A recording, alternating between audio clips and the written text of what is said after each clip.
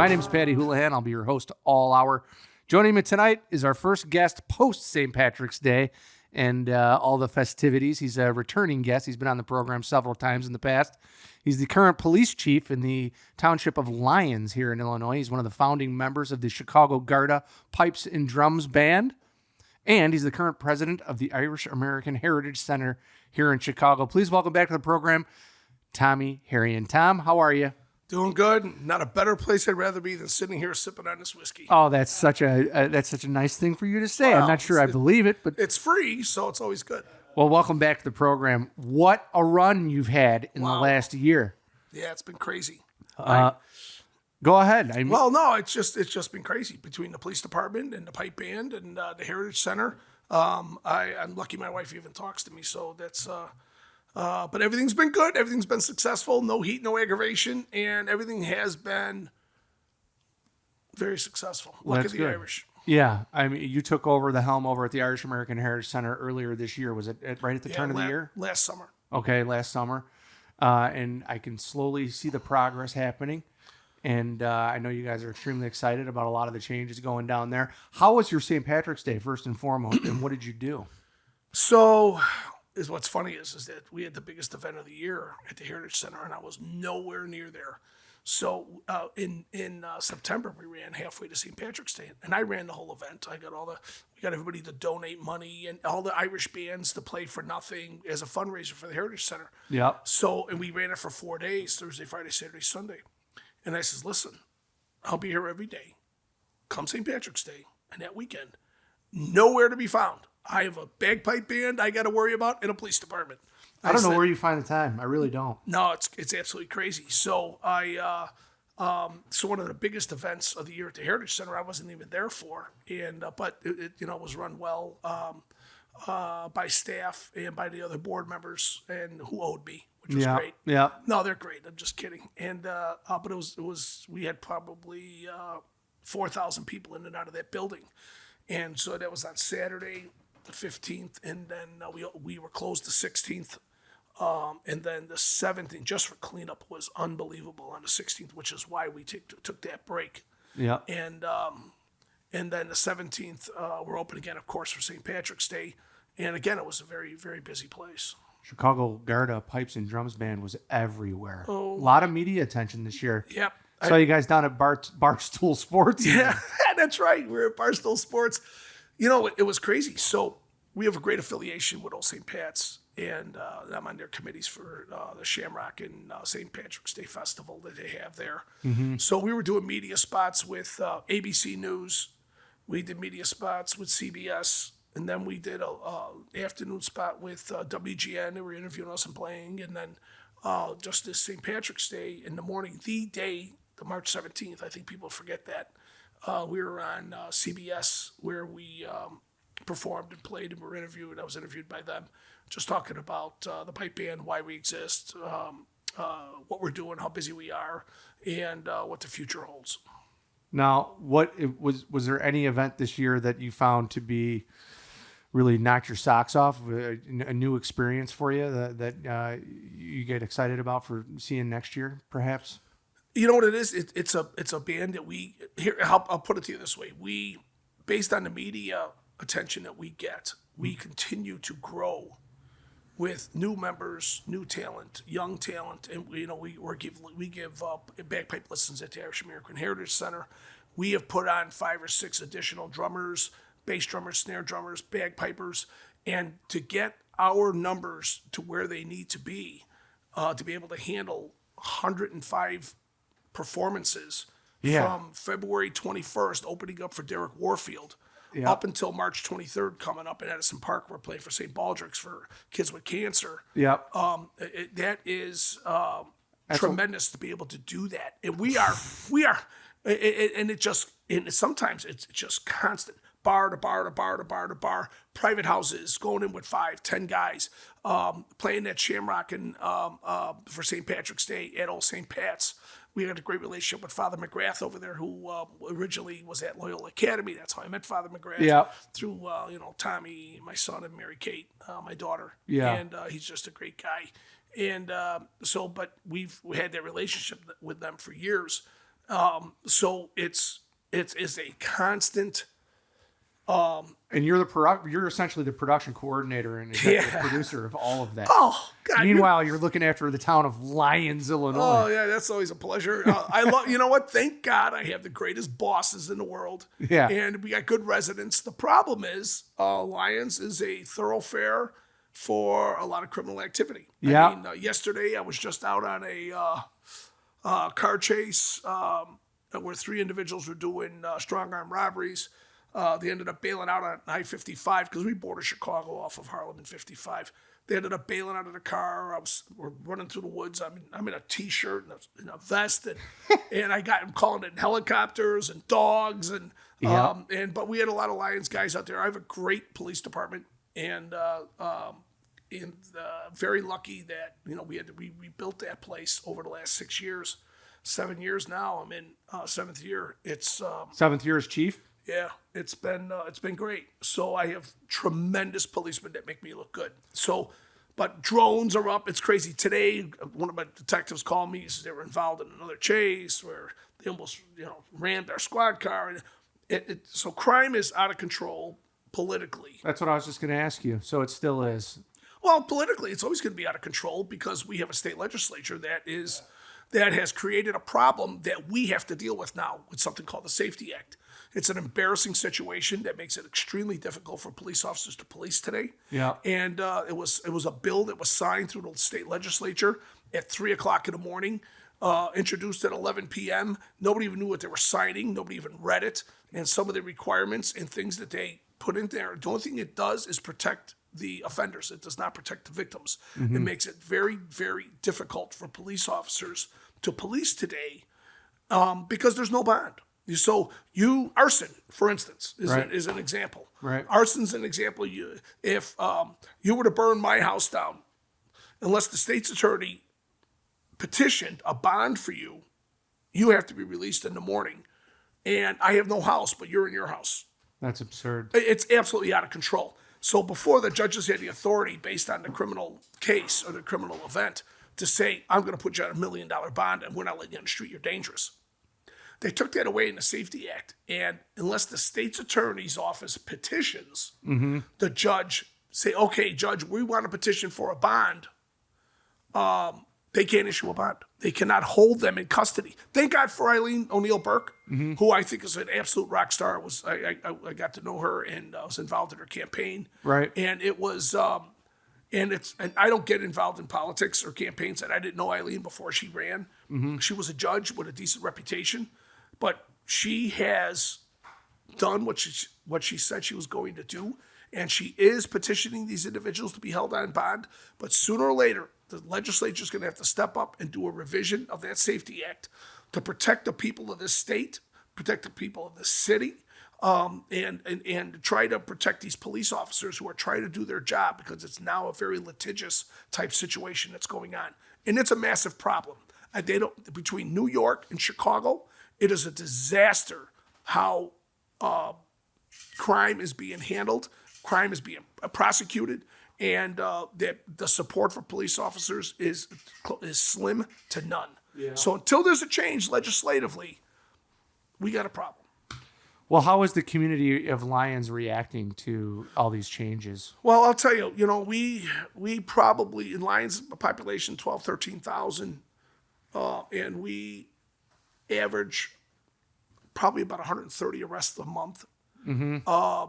We're very aggressive and outgoing. So, and I talk to the community all the time. They're very supportive of the police department.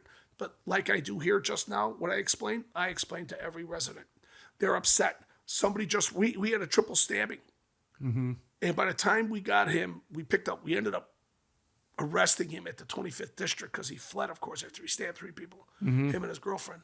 We ended up grabbing him, charged him, got him into court, the bond court. By the time we were done coordinating the investigation at 10 o'clock in the morning, he was out at the police station trying to get his car.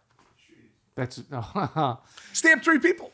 What are we doing? Yeah. Now let me ask this: Is this Safety Act, is it advantageous to more to one-time offenders, or are organized crime individuals and organized gang members taking advantage in some capacity of the new rules. Well, I'll tell you, under Kim Fox, it was a revolving door. So we would go in there, we would arrest individuals on drug charges, gun charges. It was a revolving door. Right out the door, right out the door. Nobody was held for nothing. We're talking, especially these gun cases, when you got these Glocks with switches that turn them into fully automatic weapons. And let alone the violent crime they're committing with those weapons. Nobody was being held. It was an embarrassment. So it gets to the point where, but those are felony charges: possession of a firearm, unlicensed, especially by a known gang member, violent criminal histories. Their mentality was revolving door, get everybody out. We don't care what you did in the past. Get on the street. And they put these people back on the street. Well, guess what they're going to do again? Same thing. Exactly correct. Yeah. So that's what they're doing. The recidivism rate with these individuals who are been lifelong criminals. These are not people you can rehabilitate by letting them go. So it's the same guy. You're seeing the same guys over and over. They're seeing the same people. Just because you walk in, you say 32 arrests, 0 convictions. You have got to. You know what that means? Revolving door, in and out, in and out, in and out, in and out. And that, how does that help? And how does that keep the citizens safe? You know, I'm not real big on. I'm not talking about the guy who steals a loaf of bread. That's not what I'm talking about. Right. I'm not talking about the guy who committed a forgery, who's not a violent offender. I'm talking about individuals who are violent offenders. Carjackings are out of control. Armed robberies are out of control. Sexual assaults are out of control. And it's a situation where now, again, the state's attorney controlled all that. Why? Because they put it in the hands of these state's attorneys. Thank God Kim Fox is gone. And now we have a state's attorney that is very pro-law enforcement and pro-victim and pro-justice and pro-the law. You know, I probably calling her pro-law enforcement is not the right way to describe her. She is just a theoretical, intelligent person that realizes that I want to protect every resident of this state.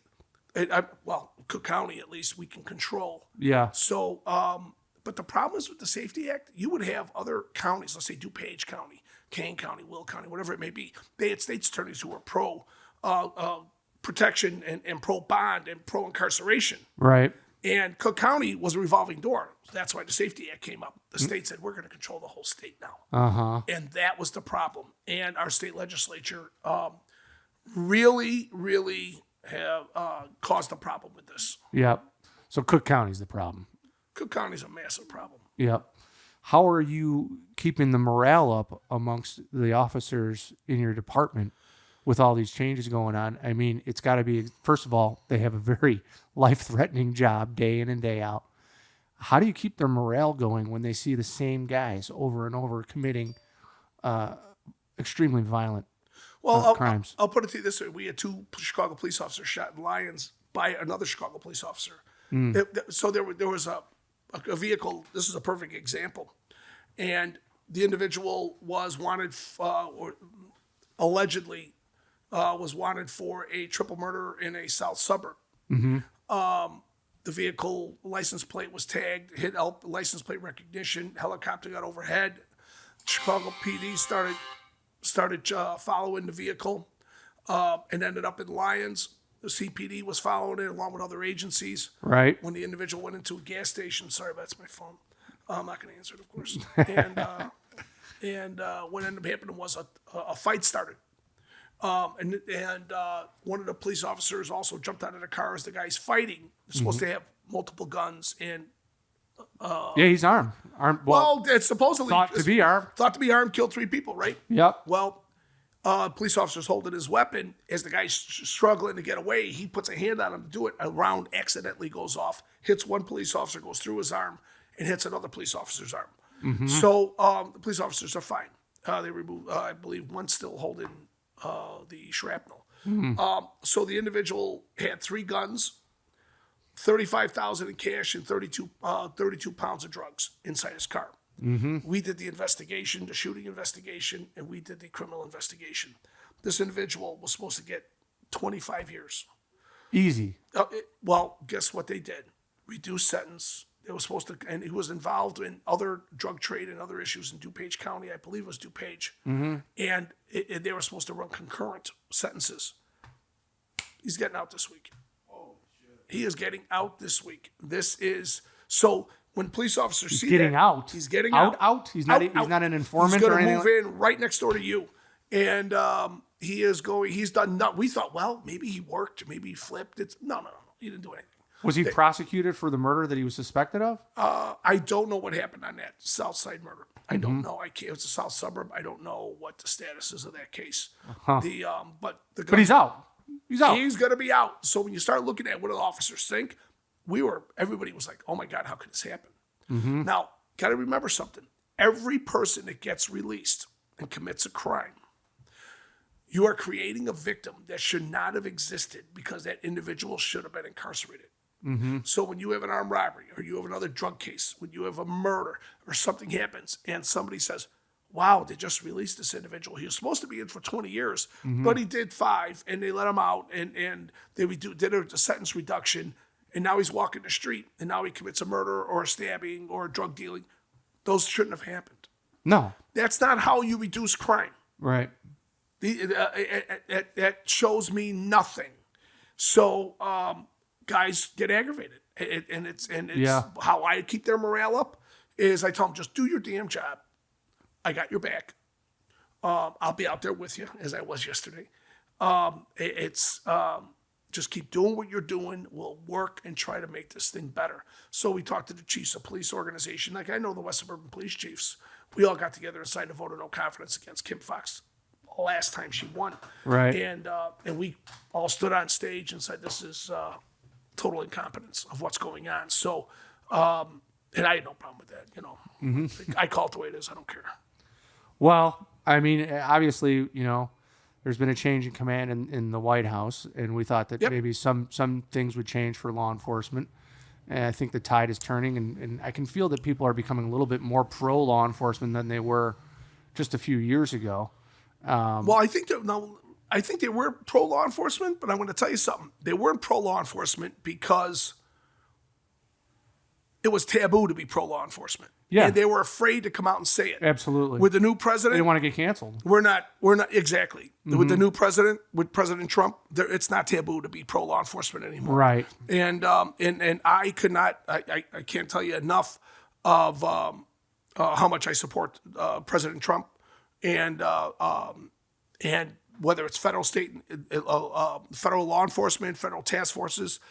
Somebody asked me, "What's your view? Are you going to be assisting ICE? ICE has been out by us." Yeah. And I said, "Wait a minute." I said, "You're asking me whether I am going to support a federal law enforcement agency that's enforcing federal law and federal crimes for individuals who violated federal statute, and you don't think we're going to support them?" I says, "We will support any agency, federal, state, local, as long as they are doing their job according to the law. They have the proper paperwork. They're doing their job with due diligence, and they're not violating the rights of any individual." Yeah. I said, "We will stand right with them without question," which is all Tom Herion or the president is asking for. Funny you bring him up because he was my next question. Yeah. The village of Lyons has a large Hispanic population nearby. Cicero, Berwyn, Lyons. Yep. Lot of Hispanic in that community. What has your experience been like since ICE has started to make a move on some of the things that they said they were going to do? Well, I'll tell you, I'll put it to you this way, and I just don't limit it to Hispanic. I don't care who you are, where you're from. If you are a violent offender and you should not be in this country and you violated our federal laws and they want to deport you, okay, it's your law. You want to deport them. You're going out to 123 Main Street to deport this individual because he committed violent domestic violence or child sexual assault. Yep. How do I not support that? Yeah. Without question, we're gonna support that. It makes the community safer. The individual that they took out of Lyons, and it was all over social media. I saw it. The individual had several gun charges. He was a violent offender. He just improved the quality of life for everybody else living on that street. I know the family. They can be cumbersome. Well, it's not a good thing when the police know you in town, typically. Yeah, so you know what? The biggest problem we're having is with the illegal immigrants coming in, the illegal aliens coming in, is we don't know who they are. The amount of people that we are arresting driving cars that are worth $100 to $500, have no insurance, no driver's licenses. They run into people. They get into accidents. It's not like everybody else, like you and I, all have driver's license. You have to have insurance. You have to have this. Yeah. So you turn around, you charge them, where are you from? I'm from Venezuela. Okay, well, you can't even identify them. You can run their prints, but you have nothing to compare their prints to. You have no idea. Yeah, nothing. There's no frame of reference. Yeah, people. The federal government, the previous administration was talking about, we vet them. They didn't vet nothing. Yeah, because you can't. Yeah, you're not vetting someone because the records in some of these countries are so poor that it's impossible to identify them. So my biggest thing is you're allowing let's say somebody comes in a legal way through immigration. Well, we've fingerprinted you, we've ID'd you, we know who you are, we have documentation on you. So if you do it the right way, law enforcement has the ability to be able to track when you commit a crime, where you came from, what you're doing, and where you're going. Now, we have no clue where anybody's at. And it's a sad situation when I start looking at those Aurora, Colorado apartment complexes there. That are overrun. Forget about it. That wouldn't have lasted 2 minutes in Lyons. That would have been done. I would have had police officers there. Those guys would have been incarcerated that fast. They're not going to terrorize anybody. But again, politically in Aurora, Colorado, I have no idea what they're doing out there. And when I talk about my mayor is for the people. And his name is Chris Getty. He's been a mayor for years. And my city manager, Tom Sheehan, his brother was Mike Sheehan, who was the sheriff of Cook County. Right. We're talking about stand-up people who want to protect the rights of every citizen we have. And our number, I always say my number one goal in law enforcement is to eliminate victims. I want to lower the amount of victims that happen in society. And if I can do that, we know we're doing our job. Now, when, Homeland Security or ICE is coming through, do they have to give you guys the heads up that they're coming looking for somebody in Lyons right away, or do they have complete free jurisdiction to just do whatever they want? They can come in and do whatever they want. Okay, so they go and they rope them and then tell you guys later. Correct. Well, let's say Lyons PD has an arrest warrant for somebody that lives in Chicago. Yeah. We can go right to Chicago, any address he lives at. Again, I'll use 123 Main Street because it doesn't exist. And we can go in there, execute a warrant, and arrest that individual without calling Chicago. I didn't know that. Oh, yeah, we can go wherever we want as long as we have an official court order. The bottom line is, because our jurisdiction is Lyons, the federal government, of course, is the United States. They can go wherever they want. Yep. So ICE can come in and there, ICE is concerned about politically causing strife within different communities. So sometimes they'll come in and take enforcement action without calling the local law enforcement. I have a relationship with a lot of federal agencies. I was a former federal agent. So I have a lot of relationships with the federal government. They know what my stance is. Do your job, do it right, do it legally, and we're not gonna we're gonna stand right with you. So can they? Yes. Cook County Sheriff can come into Lyons anywhere they want. Cook County Sheriff can go enforce anywhere they want because their full jurisdiction is Cook County, which includes Chicago and every suburb in Cook County. Right. State police, the whole state. So how jurisdictions matter. Picture that now with the federal government. They can go anywhere they want. How many illegals do you think are in Chicago? Who the heck knows? Right? I have no idea. The only thing I know is being a Chicago resident, that we're broke. Yeah. And I pay a lot of taxes. Yeah. And I don't know where that money's going. Yeah. And it's a concern. So I'm hoping that our alderman, I have a great alderman, Anthony Napolitano, who's absolutely outstanding. Where you live, yes. Yeah, he is just a rock star. And that they get a handle on what's happening here, because Chicago is going to be a desert island. I was just downtown all over St. Patrick's Day and all the buildings that are boarded up and what's going on and what's happening. And let alone the crime and the crime that's occurring now on the streets. And it's very difficult for the Chicago Police Department to be able to deal with that. I just saw a video that there were several individuals who were following two Chicago police officers walking down the street, and they were just berating the Chicago police officers, videotaping it, laughing at him. One was a little heavy-set police officer, the other one was a thinner guy. Right. And they were just humiliating him in public. Mm-hmm. And they were walking behind him, and that police officer, I don't understand, because that would never happen by us. Somebody's walking behind you, and they're throwing epithets at you, and they're being aggressive. You cannot allow that to happen for your own safety.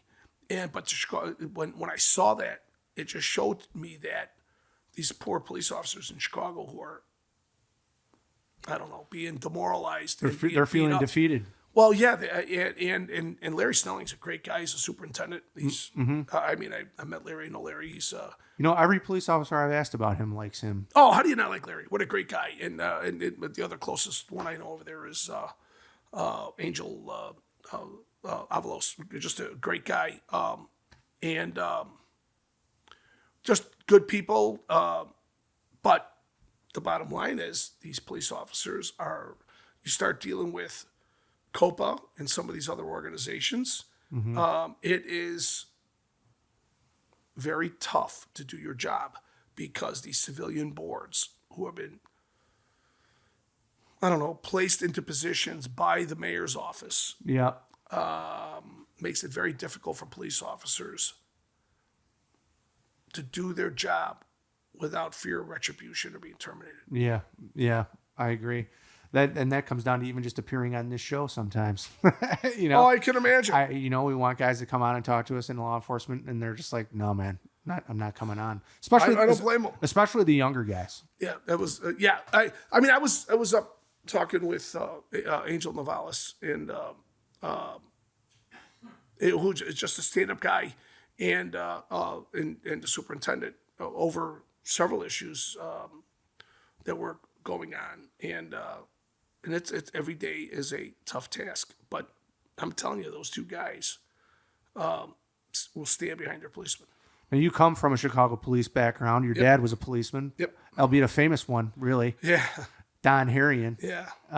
Been around the block. Well known amongst anyone who's a mobologist. Yeah, there you go. He was in the Chicago Organized Crime Task Force for a number of years. He wrote a very celebrated book. I believe, what was it? Quit, Pay, or Die. Pay, Quit, or Die. Pay, Quit, or Die is the great title for a book. Oh, that's... he did 38 with Chicago, and then... 38 years. Then Sheriff Sheehan hired him to run organized crime for Cook County. Yeah. So then he did that for another 7, 8. Oh, wait a minute. Let me see here. Another 8 years with Cook County. Mm-hmm. To the point where I'm telling you, my mom says, "You're done. I'm going to kill you." OC was not shy about their dislike for your dad. Oh no, that's true. They were oftentimes caught on wiretaps talking about how do we get rid of this Donnie Herion. Exactly. Giving us a lot of heat, a lot of problems here. We got money into, I think the exact line was, we have money into the superintendent's office to get him moved. Right. And then went on the news that, matter of fact, Chuck Gowdy did the story. And my mom goes, "Your father's in trouble." I said, "What are you talking about? The mafia's talking about money." And I says, "Dad?" I says, "Never." Yeah. And then it came out, my dad called Gowdy. He says, "What's going on?" He goes, "It's going to be on again in 3 minutes." Mm-hmm. And my dad, when the head of the Chicago Mafia turned around and said, "We got money in the superintendent's office to get rid of him because he's killing us." Yeah, he's eliminating a lot of our foot soldiers. "All right, Dad." I says, "You got it made." I says, "You can do anything you want now." He goes, "I just want to lock more guys up." How old were you when your dad sort of rose to prominence inside that department specifically? Well, I was maybe 15. And everybody knew my dad was on the news every night with different organized crime raids, and that's when Chicago was really organized crime. Big time. This was the 80s. This is Joe Iupa was boss, and all right. Ferriola. Yeah, absolutely. The all the Cicero crew guys, the Rocky and Felice, Jolie the Clown Lombardo. Yep. They all those guys. They had But my dad locked all those guys up. And it was... Well, your dad was of their generation. He was. Absolutely. Maybe a little bit older than guys like Joey Lombardo, but pretty Joey close. the Clown and my dad were pretty close. As a matter of fact, Joey Lombardo died 2 days before my dad. And some of the things hit on the media. So my dad died Channel 2, Channel 7. Yeah, in 2019. Yeah. Channel 2, Channel 7, new NYPD, all sent out notifications that the sad passing of Don Herion with Chicago Police Department. Right. And the guy was my hero. That's all I can say. You know what I mean? Well, as a mobologist myself, the name did not. I had to ask you about it. I mean, I grew up in River Forest, Elmwood Park area. Oh boy! I mean, some of these guys we all know who he was going after. Yep. There was a River Forest guy. It's a funny story. His name was Emmett Paloyan. Yeah. And Emmett was involved in all kinds of stuff, and I had heard his name multiple times from my dad. Right. So we get a call. He's a bookmaker, if I remember correctly. He was, and he was heavily tied in, and he was an informant with the FBI, I believe. Mm-hmm. And I'm the police chief at Lyons. We get a call of an armed robbery, and somebody was pistol whipped, and he ended up picking up a couple prostitutes, had them in Lyons. Yep. And it was all robbery. They stuck a gun in his mouth, and they were the prostitutes were robbing him. Yes. Yeah. So the next thing you know is that the girls are in with him inside the room. The two guys come in, they stick a gun in his mouth, take all his money, pistol whip him. Oh, the pimps robbed him. Okay. Yeah. And so the ambulance coming. I get there. I show up. I look at it and kill him. Mm-hmm. And I says, "What's this guy's name?" His name is Emmett Paloyan. I says, "What?" Yeah. So I says, "Where's the room?" So I go into the room and I go on to the... You're like, how old is this guy? Let me look at him. Yeah, exactly. So he already gone to the hospital, right? Mm-hmm. So I am in the room, and there's on top of the television is a big sheet of all bets on top of the television. Mm-hmm. And I looked and I went, it's who I thought it was. I grab it, I take the bets, fold them up, put them in my pocket. Yep. And I said, I says, "Where's he at?" He goes, "Well, he went to Infirmary Hospital, whatever it was." Yeah. Next thing you know, he shows up, and he looks at my name. He goes, "Herion." And I go, "Yeah." He says,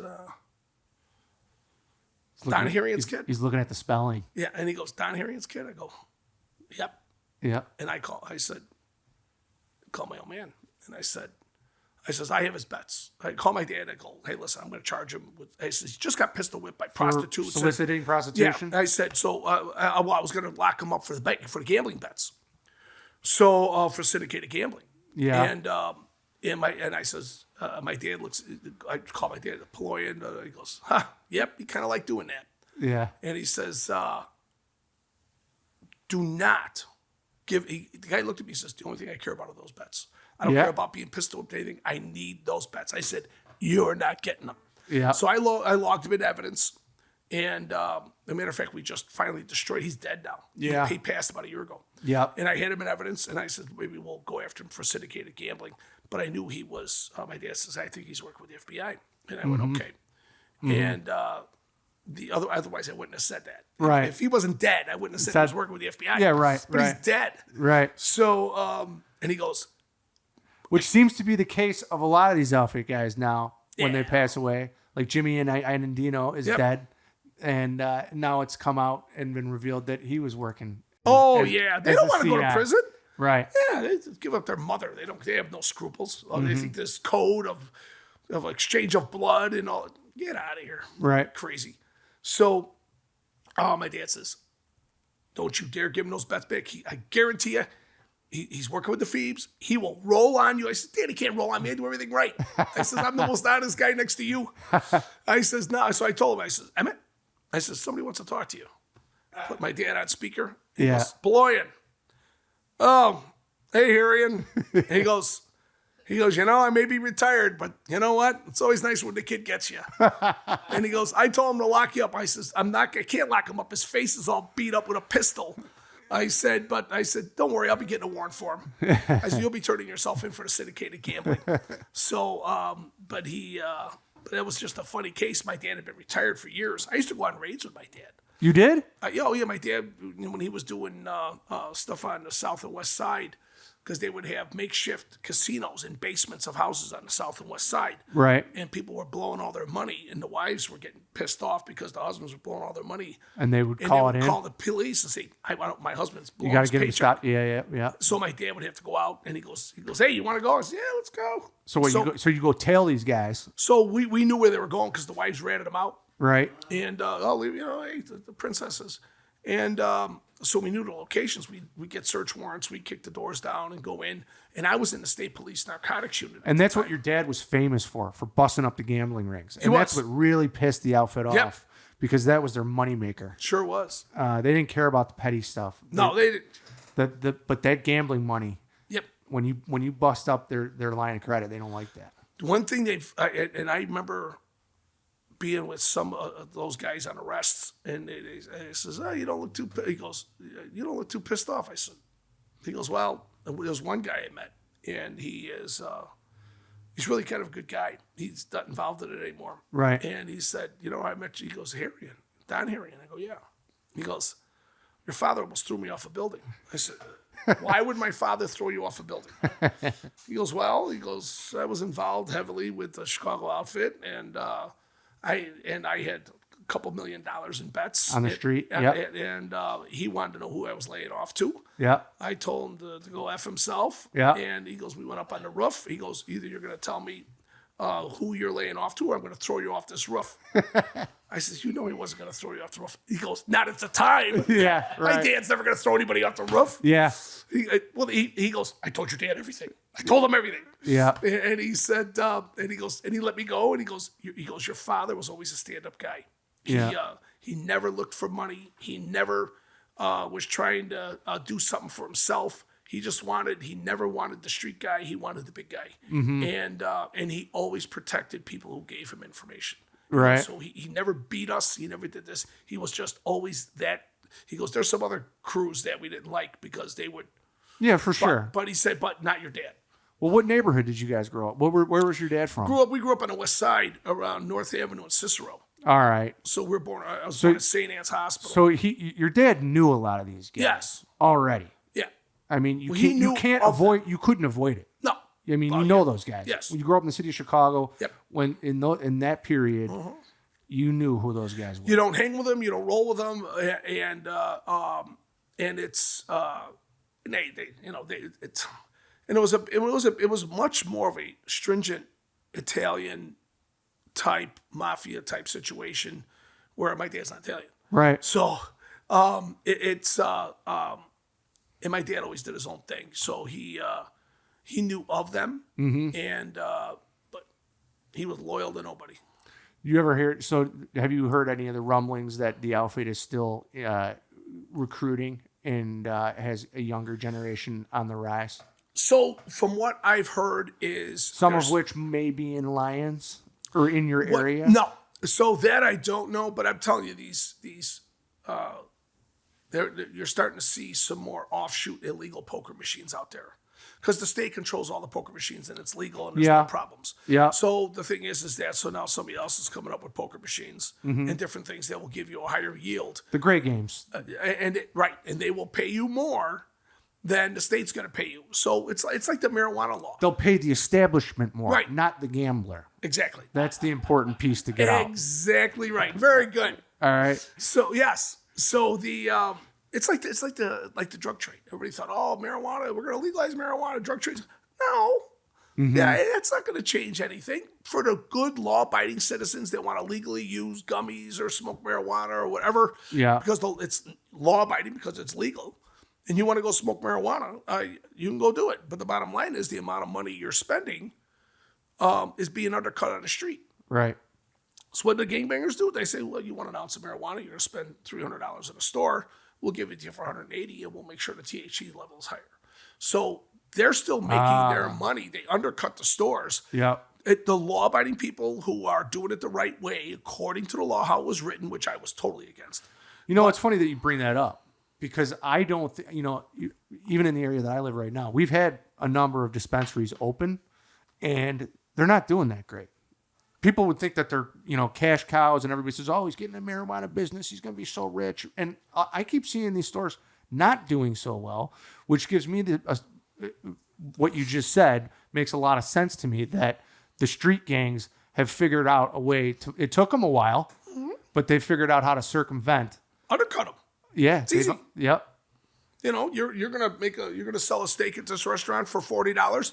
I'll give you just as good a steak for $30. Come to my restaurant.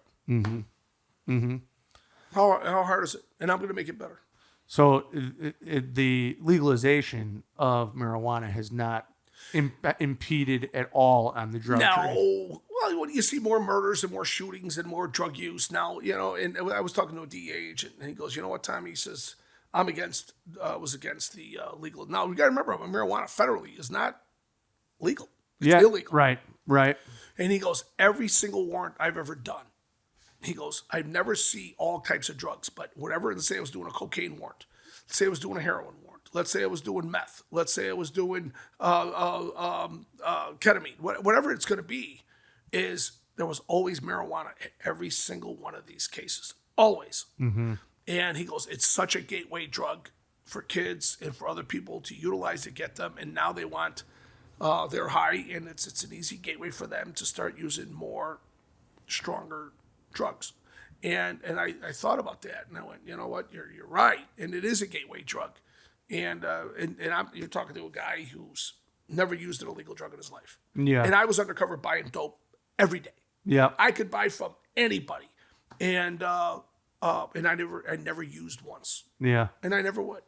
And I tell my kids all the time, and they're all pretty sharp. Your kids have done great for themselves. Give them a shout out. Yeah. One of them is the quarterbacks coach at the University of New Hampshire. He's an all-stater at Loyola. Yep, Tommy. Real stud. Yeah, he was just, like I say, we were at Notre Dame today. He was meeting with all the coaches, going through all their coaching regiments for spring ball, and meeting with the quarterbacks coach and Marcus Freeman and everybody else. So he had a great day, and it's always good to get the perspective of another university. Yeah. When you run a Division I program. To go watch them operate. Yeah. So he says, I saw some things I really liked, and he said it was a great trip. It was great to go there, and he's got some friends of his that played there that he played football with. Well, he's been bringing a lot of kids out to the University of New Hampshire from this state. Yes, he has. He has recruited Loyola kids, kids from, I believe, St. Rita. So a lot of Catholic leaguers. A lot of kids. Moy, I'm telling you, that is a bastion of college recruit football for colleges to sink their teeth into. Well, that league is one of the best leagues in the country. No question about it. So when Tommy shows up to recruit at the same time, and he's seeing Illinois State, Western, they're going, what the hell is New Hampshire doing? Now they're encroaching on our turf. So they're like, Tommy, what are you doing? He goes, I'm from Illinois. I'm taking some of them. I'm a rambler. That's what I do. Yeah. Now your daughter's also, she works in broadcasting, does she not? Yeah, Mary Kate works for Fox Sports in the Big Ten. Yeah. I got to get her title right. Senior marketing manager type title with them. She was just at the Big Ten tournament, girls tournament, and she's doing great. She's one of women of Fox Sports in the United States. Yeah. She's doing phenomenal. She's a graduate of Iowa. And she's doing outstanding. Colleen is a vice president of a global logistics company downtown Chicago. Wow. And so everybody's doing so far so good. 3 Hail Marys for our fathers. There you go. Great. Well, we got a couple minutes left here. And before we go, I want to hear, what's on the docket for the Irish American Heritage Center this summer and this spring. Well, there's a lot of construction going on. We're getting our parking lots are finally being done. We had to wait for weather to break. We get a nice grant from the state of Illinois to get our parking lots done. I got to thank, Jim Sweeney from Local 150. Yep. Great Jimmy guy. is a great guy who is going to be receiving an award from the Irish American Hall of Fame. He's going to be inducted into the Irish American Hall of Fame. That's awesome. And so is Joe Ahern. Awesome. Another great guy. Oh, 2 super guys. Former ABC sales manager and general manager. In the 100 Club. And then the 100 Club. Yeah, ran the 100 Club for years. Yeah. Joe's the best. I was just with Jimmy on Saturday. We lead Jimmy's parade bagpiping on Archer Avenue. And Jimmy really worked it out with his construction people to save us. Jimmy Sweeney? Yeah. Jimmy Sweeney, yes, Jim Sweeney. Yeah. He saved us probably close to $170,000 Oh, wow. out of getting our parking lots done, which look like the surface of the moon. Yeah. So, and then, but we have a lot of other people that we're getting facelifts in the front of the building, to the south of the building, on our entryways. We just redid the Aaron room for weddings. The floors have all been redone. So we are pushing. We just got a great sponsorship from Wintrust. Love Wintrust. Yeah. And Wintrust Bank. And so we have now a very good relationship with Wintrust Bank, supporting us for different events that we're going to be running. Well, that's great. I'm glad you're the guy over there. I know a lot of people said that's going to be a hard thing to undertake, and Oh, yeah. you don't seem to shy away from No. no challenges. Nah. You got, you're the chief of Lions.